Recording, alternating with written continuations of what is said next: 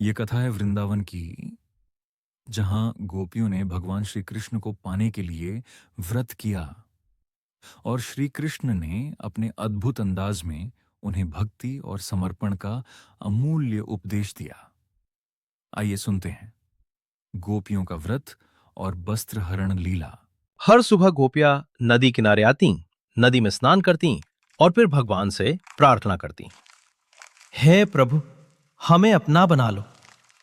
एक दिन श्री कृष्ण ने सोचा, अब इन गोपियों की इच्छा पूरी करने का समय आ गया है।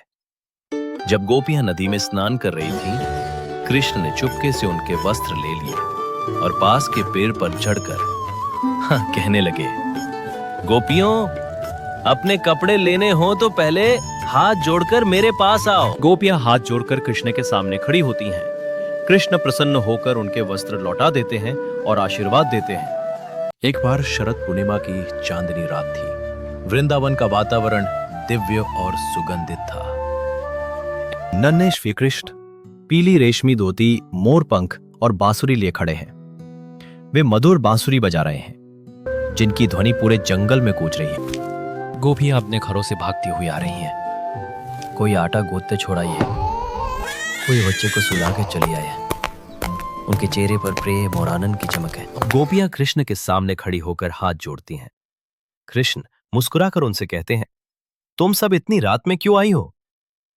गोपियां कहती हैं, हे कान्हा, हम आपके बिना नहीं रह सकती। कृष्ण योगमाया से प्रत्येक गोपी के साथ एक एक रूप में प्रकट होते हैं। चांदनी में गोपियां रंग बिरंगे घाघरे पहनकर नृत्य कर रही हैं। उनके चेहरे पर दिव्य आनंद है। बांसुरी की मधुर तान, मृदंग और झांझ की ध्वनि, वृक्षों पर दीपकों जैसी रोशनी, आसमान में चमकता पूर्णिमा का चांद। कृष्ण हर गोपी के साथ प्रेम पूर्वक नृत्य कर रहे हैं। हर गोपी को लगता है कि कृष्ण केवल उसके साथ है। वातावरण भक्ति और प्रेम से भर जाता है। कृष्ण की मुस्कान दिव्य चमक बिखेर रही है। रास समाप्त होता है। गोपियां भाव विभोर होकर कृष्ण के चरणों में झुकती हैं।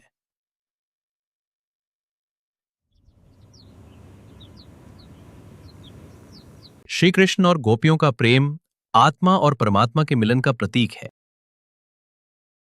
यह लीला बताती है कि सच्चा प्रेम अहंकार और स्वार्थ से मुक्त होता है।